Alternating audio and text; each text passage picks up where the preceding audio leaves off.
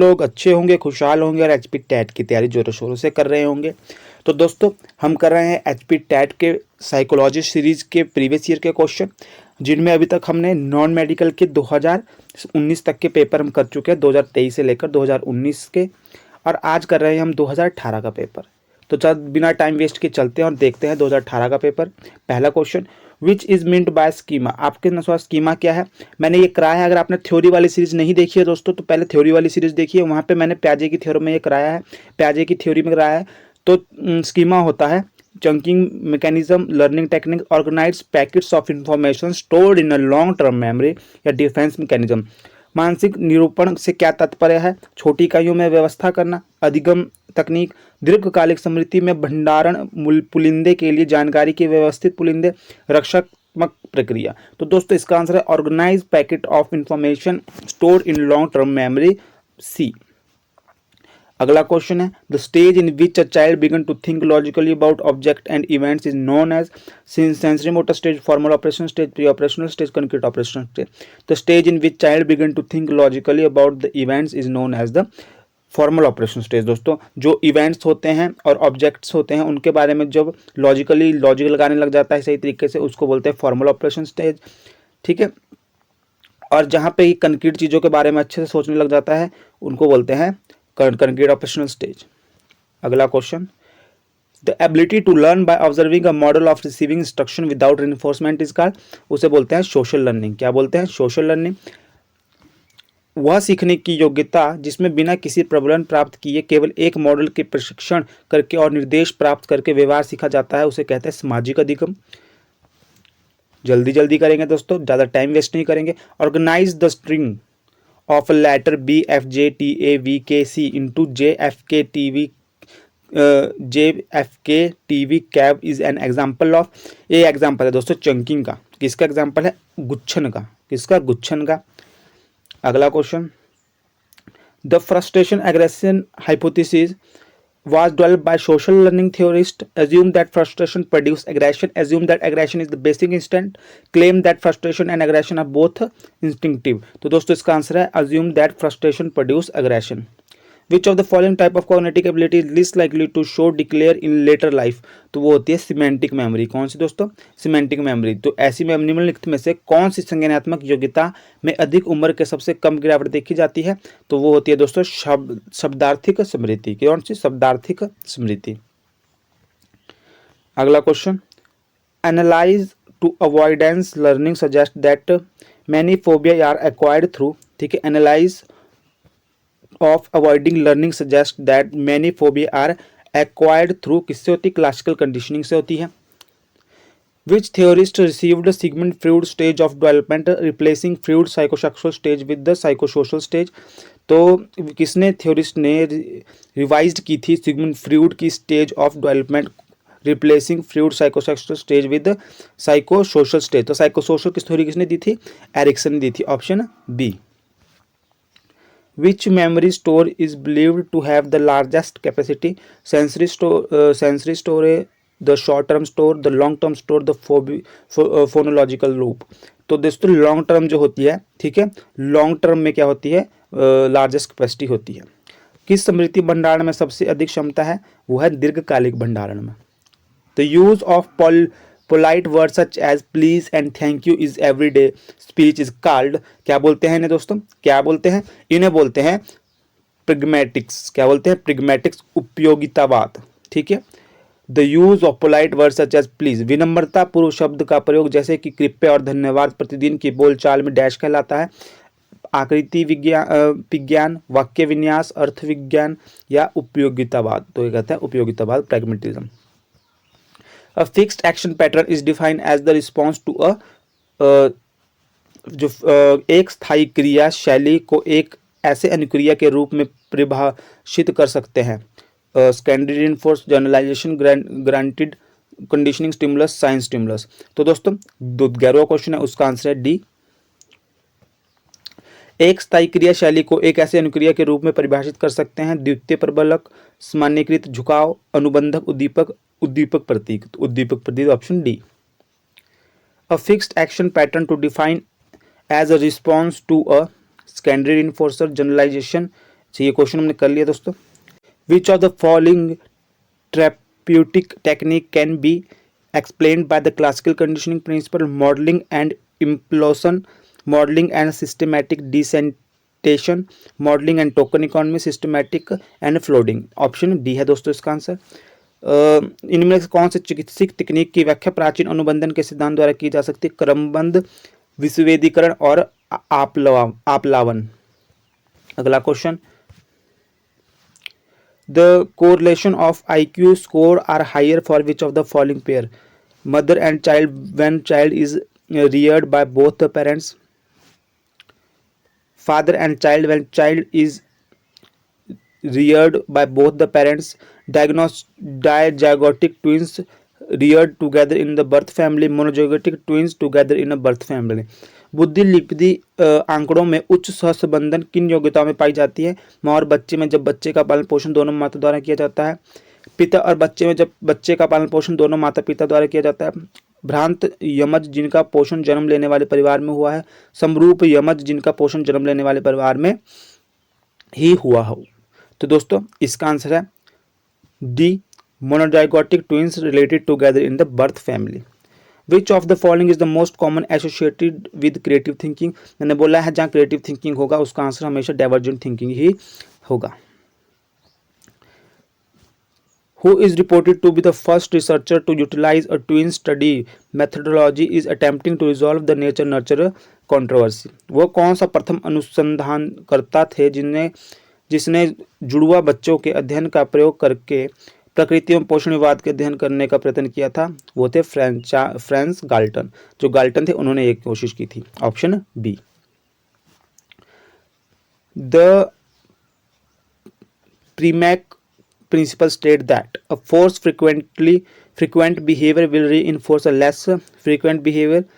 Intrinsic motivation is reduced when it is the overused. There is a contingent relationship between the stimulus and the response.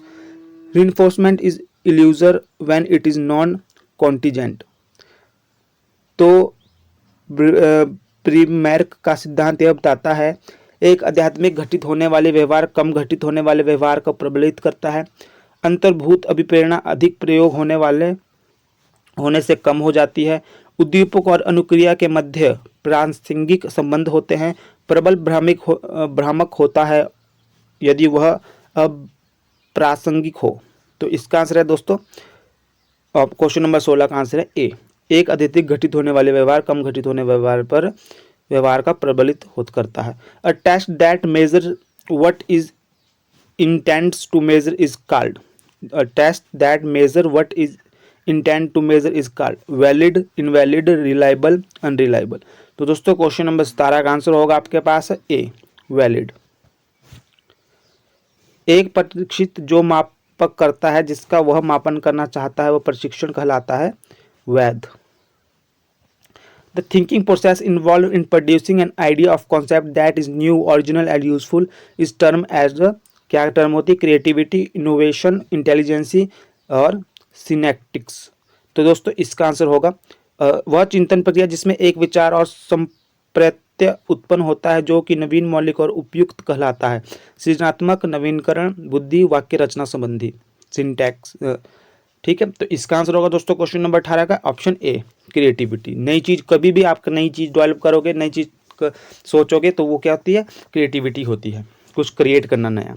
Which of the following is the not considered as the tool for the formative assessment? MCQ, oral questions, assignment, project. तो निम्नलिखित में से कौन सा उपकरण रचनात्मक आंकलन के लिए उपकरण नहीं माना जाता? मौखिक, बहुविकल्पीय प्रश्न, परियोजना कार्य और कार्य। तो दोस्तों इसका आंसर है ऑप्शन बी, बहुविकल्पीय प्रश्न फॉर्मेटिव के लिए नहीं माना जाता। Who is the father of theory of multiple intelligence? कौन है father of theory of multiple intelligence? दोस्तों वो है गार्डनर। मैंने बहुत बार क्वेश्चन कराया है।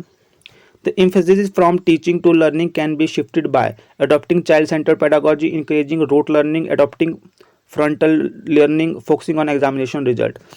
शिक्षण को अधिगम में परिवर्तित करने के लिए डैश पर जोर दिया जाना चाहिए। बाल केंद्रित शिक्षण शास्त्र अपनाकर और रटने के द्वारा सीखने को प्रोत्साहित करके, प्रत्यक्ष अधिगम अपनाकर, परीक्षा परिणामों पर ध्यान केंद्रित करके। तो इसका आंसर होगा दोस्तों option A, adopting child centre pedagogy. अगला क्वेश्चन, इंक्लूसिव एजुकेशन। देखो इंक्लूसिव एजुकेशन होती है जिसमें क्या है, हम बस आप बच्चे के जो स्पेशल चाइल्ड होते हैं, जो थोड़े से जिनके जो थोड़े से शरीर से किसी कोई चीज़ उनके जैसे कि अपंग होते हैं, ठीक है, तो उन सभी को एक ही जगह शिक्षा देंगे, ठीक है। स्पेशल चाइल्ड और जो नॉर्मल चाइल्ड होते हैं सबको ही एक ही जगह शिक्षा देंगे, और जहाँ सभी के लिए सुविधाएं भी सारी होगी, वो होता है इंक्लूजन स्कूल, इंक्लूसिव एजुकेशन। समावेशी शिक्षा है, कक्षा में विभिन्नता को प्रोत्साहित करना, कठोर प्रवेश प्रक्रिया को प्रोत्साहित करना, तथ्यों को समझाने का समावेश, सीमांत समूह के अध्यापकों का समावेश। तो दोस्तों इसका आंसर होगा ऑप्शन 22, क्वेश्चन 22 का आंसर होगा कौन सा, ए बी सी डी। तो इसका आंसर होगा ए, क्योंकि कक्षा में विभिन्नता को प्रोत्साहित करना, जो मैंने बोला कि स्पेशल चाइल्ड और नॉर्मल बच्चों को एक ही जगह पढ़ाना। In the context of education socialisation mean, context of education में सोशलाइजेशन मीन क्या है, शिक्षा के क्षेत्र में समाजीकरण से तात्पर्य है अपने सामाजिक मानकों को निर्माण करना, समाज में बड़ों का आदर करना, सामाजिक वातावरण के अनुरूप ढलना और समायोजन करना, और सदैव सामाजिक मानकों का पालन करना। तो दोस्तों सदैव सामाजिक अनुरूप का पालन करना ये नहीं है, क्योंकि सदैव आप समाज का पालन नहीं कर सकते। हमने ये सोशियोलॉजी थ्योरी में पढ़ा भी था, सामाजिक वातावरण के अनुरूप ढलना और समायोजन करना। तो ये है इसका आंसर कि सामाजिक वातावरण के अनुरूप ढलना। Which of the following is the teacher related factor affecting learning, निम्नलिखित में से कौन सा अध्यापक संबंधित कारक है जो अधिगम को प्रभावित करता है, अच्छे बैठक की व्यवस्था, शिक्षक अधिगम साधनों का उपलब्धता, अधिगम अनुभव अथवा विषय वस्तु की प्रकृति, विषय वस्तु का ऊपर प्रभुत्व। तो ये बोल रहा है कि कौन निम्नलिखित में कौन सा अध्यापक संबंधी कारक है जो अधिगम को प्रभावित करता है, लर्निंग को, जो बच्चे की लर्निंग है उस पर अफेक्ट करता है। तो इसका आंसर होगा दोस्तों डी, क्वेश्चन नंबर 24 का आंसर होगा डी, विषय वस्तु के ऊपर प्रभुत्व।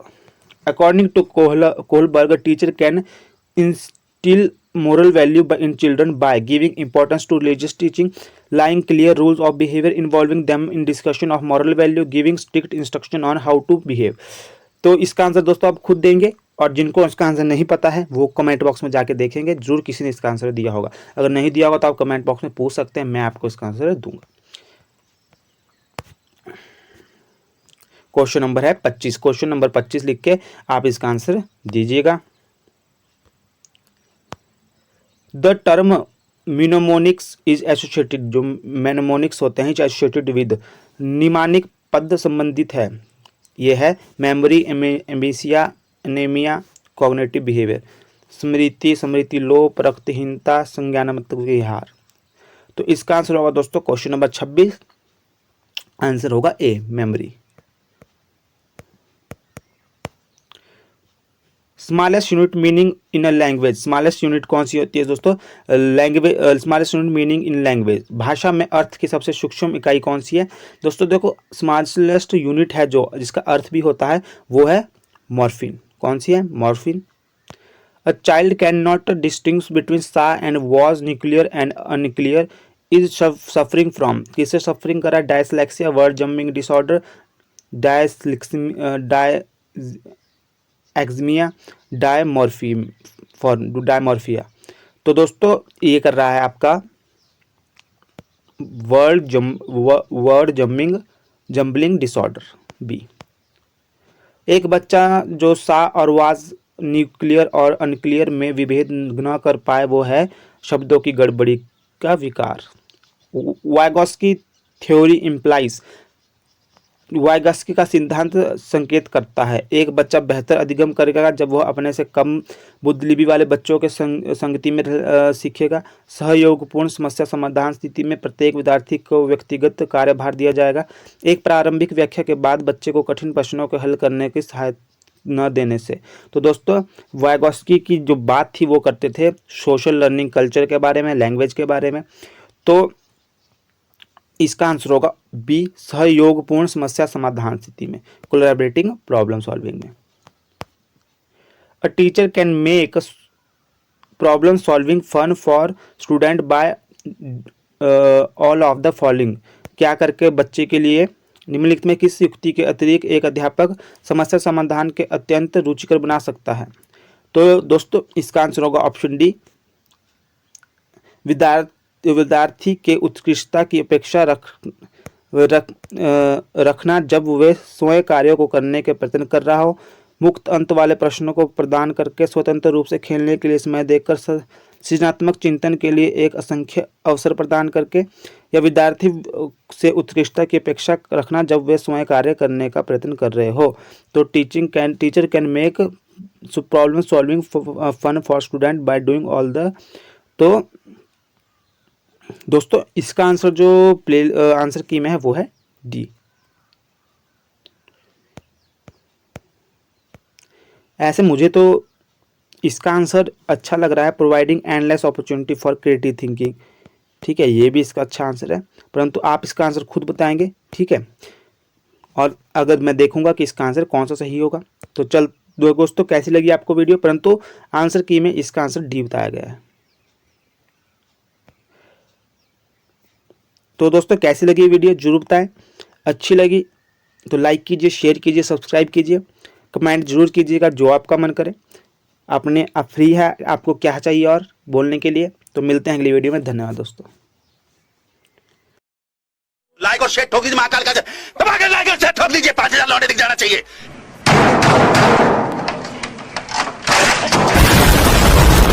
ये 4000 के लिए मैं यहाँ पे नहीं खड़ा हूँ, पूरा साल मेहनत करता हूँ आपके लिए बेटा, ऐसा नहीं चलेगा, ऐसा नहीं चलेगा।